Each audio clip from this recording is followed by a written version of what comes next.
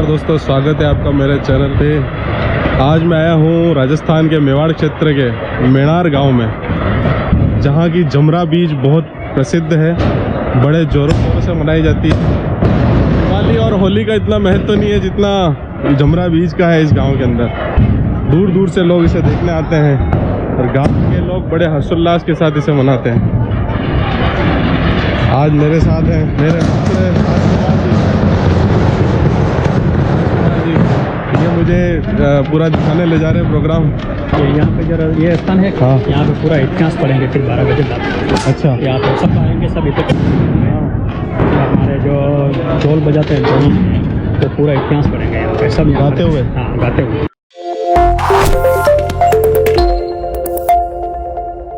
Friends, Rajasthan की हल्दीघाटी युद्ध में मुगलों और राजपूत क्षत्रिय लड़ाई के बारे में आपने इतिहास की किताबों में जरूर पढ़ा होगा, लेकिन उसी दौरान आज से 500 साल पहले उदयपुर से 50 किलोमीटर दूर इसी मेनार गांव में एक युद्ध हुआ था, जिसमें यहाँ निवास कर रहे मेनारिया ब्राह्मण जाति के लोगों ने मुगलों पर हमला किया था और उसमें विजय पाई थी। क्योंकि औरंगजेब के शासनकाल में काफी सारी मुगल छावनियां बनाई जाती थी, तो इस गाँव के ईस्ट में भी एक बनाई थी उन्होंने, जिससे परेशान होकर इस गाँव के लोगों ने निर्णय लिया, यहाँ पे जो आप ये चबूतरा देख रहे हैं इसे कहते हैं ओंकारेश्वर चबूतरा। इस चबूतरे बैठ के एक मीटिंग ली गई। इस मीटिंग के दौरान उन सबका विनाश करने का पूरा प्लान बनाया गया। तो एक घेर का आयोजन किया गया दोस्तों, और उनको आमंत्रित किया गया इस नृत्य को देखने के लिए। उसी दौरान रणबेरी बजाई गई, तो ढोल बाजे बजी रहे थे। तो उन सभी मुगलों को यहाँ एकत्रित करके, यहाँ पे 5 रास्ते हैं दोस्तों, पांचों तरफ से इन्होंने ऐसा धावा बोला और ऐसा धावा बोला कि सबको यहाँ पे एक साथ उन्होंने वध कर दिया सभी मुगलों को। फिर यहाँ से वध करते करते जहाँ उन्होंने पूर्व दिशा में अपनी छावनी बनाई थी, वहां तक उनको मारते मारते ले गए और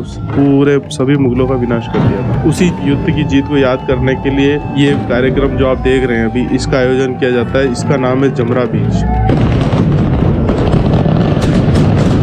जमरा बीज होलिका पर्व के उस दिन, ये तृतीया तिथि होती है, उस दिन ये सेलिब्रेट किया जाता है। यहाँ पे आज भी ब्राह्मण जाति के जितने भी गांव के लोग हैं ये अपने पूरे शौर्य का प्रदर्शन करते हैं। पूर्वजों के शौर्य का प्रदर्शन आज तक किया जाता है। फ्रेंड्स, इस फेस्टिवल की शुरुआत ओंकारेश्वर चौक पर 5 मशाले जलाकर की जाती है। ये मशाल वाले सभी 5 रास्तों पर योद्धाओं को आमंत्रित करने जाते हैं। फिर धीरे धीरे सभी रास्तों पर मेनारिया ब्राह्मण योद्धा जमा हो जाते हैं।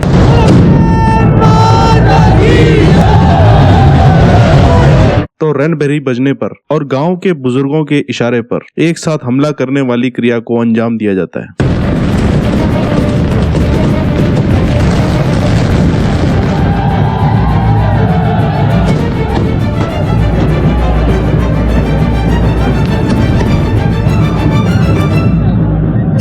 अच्छा दोस्तों, ये जो जीत हासिल की थी उन्होंने महाराणा प्रताप जी के जो पुत्र थे महाराणा अमर सिंह जी, ये घटना महाराणा अमर सिंह जी के शासनकाल की है। तो इनके इस जीत से खुश होकर महाराणा जी ने इनको जो 16 उमराव होते थे उनके बाद 17वें उमराव की इनको उपमा दी थी, और खूब सारे इनको इनाम भी दिए थे। कई सारी जहाजमें वगैरह जो भी उस समय के जो कीमती बेशकीमती इनाम होते थे वो दिए थे महाराणा जी ने इनको। और जो भी इनकी गाँव का एरिया था इनको लगान मुक्त कर दिया था, कोई इनसे लगान नहीं लेता था और इनको काफी ऊंचा दर्जा दिया गया था। इसके ठीक बाद गांव के जैन समाज के लोग सभी योद्धाओं का स्वागत प्रेम पूर्वक गुलाल रंग उड़ाकर करते हैं।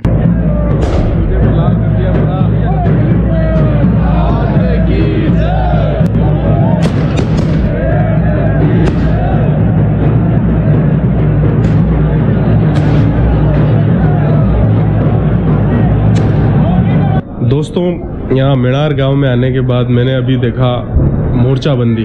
ये उसी प्रकार से की जाती थी जब युद्ध के बाद में जब घेराबंदी की जाती थी, उस दौरान उसी दृश्य को वापस दोहराया जाता है। तो इसलिए ये वापस उसी प्रक्रिया को इस इवेंट के माध्यम से फिर से दोहराया जाता है और अपनी खुशी जाहिर की जाती है। गुलाल से खेला जाता है, बंदूकों से फायर किया जाता है, पटाखे छोड़े जाते हैं और बहुत हर्षोल्लास के साथ इस क्रिया को किया जाता है। स्वागत के ठीक बाद ओंकारेश्वर चौक से पूरा समाजगण, ढोल की गूंज और हरकारा वर्ग जो कि पूरे उत्सव के दौरान पहरेदारी और निगरानी रखते हैं, उनके साथ बौद्धरी माता घाटी के ओर प्रस्थान करते हैं।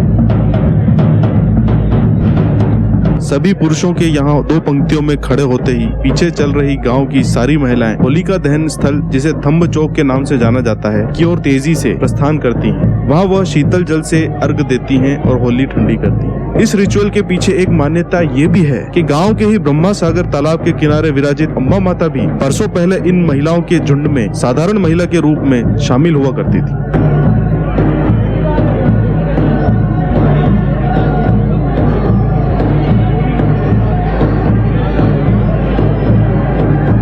इसके बाद नगारचियों द्वारा इन पंक्तियों के दोनों ओर खड़े होकर इस गांव के बसने, मुगलों से हुए युद्ध, महाराणा जी से मिली उपाधियां, सम्मान एवं मेनारिया समाज के शौर्य और पराक्रम का वर्णन गाकर सुनाया जाता है।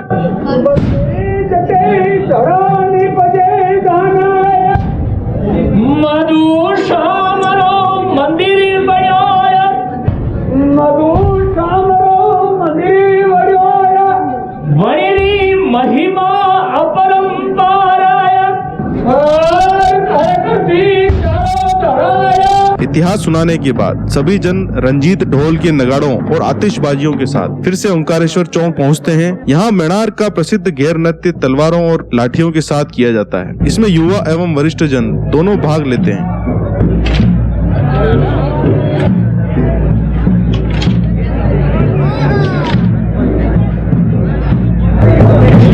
ये जो मशाल आप देख रहे हैं, ये मशाल पकड़ने का काम जैन समाज के लोगों का होता है। तो ये एक मेरे साथ में आपसे पूछना, मनोहर लाल जी सेन है। ये कितने सालों से आप पकड़ रहे हो? मेरे को हो गया कम से कम 20 साल। 20 साल से इस प्रोग्राम के अंदर आप ये इनका पुश्ते नहीं मतलब कार्य है, खानदानी काम।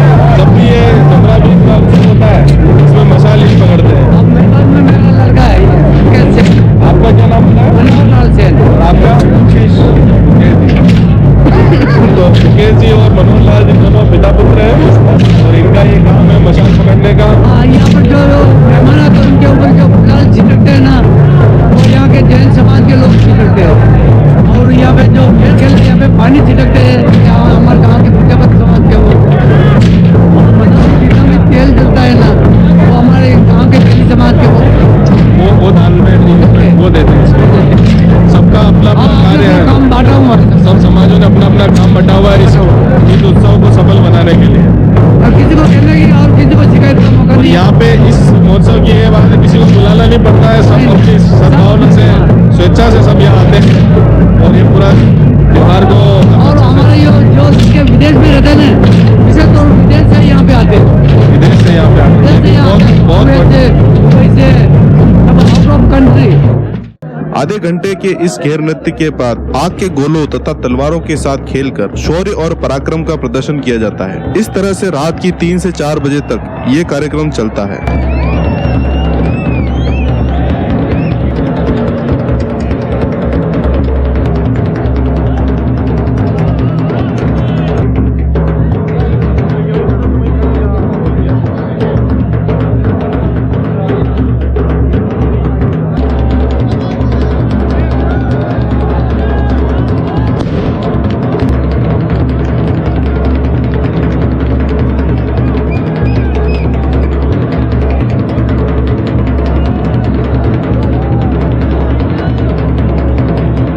इस बीच की खास बात है, इसमें तोपे, बंदूकें, तलवारों का प्रयोग करके पूरा किया जाता है। लेकिन विशेषता यह है इस प्रोग्राम की कि आज तक यहाँ पे कोई जनहानि नहीं हुई, किसी प्रकार की कोई क्षति नहीं पहुंची किसी भी व्यक्ति को, विशेष को। या जो बड़े बूढ़े हैं गांव के, वो सब इतना स्ट्रिक्टली पालन करते हैं। यहाँ पे कोई घटना ऐसी घटित नहीं होती, पुलिस प्रशासन को भी नहीं आना पड़ता और किसी दिन इनके हाथ में ये बंदूकें, शस्त्र नहीं दिखते। ये सब इनके पास रहते हैं, लेकिन आज तक इन शस्त्रों का मिसयूज इन समाज के लोगों द्वारा कभी नहीं किया गया। और आज के दिन ही इस पूरे गांव के हर एक ब्राह्मण के सिर पे साफा जरूर होता है। और वो पारंपरिक जो उनकी योद्धा की जो वेशभूषा होती है, जिसमें एकदम कसुमल रंग की जो इनकी पाग होती है, वो धोती कुर्ता, जो भी इनकी ट्रेडिशनल पोशाक है और एक योद्धा की पोशाक है, उसमें ये सब नजर आते हैं, बड़े बूढ़े जवान सभी।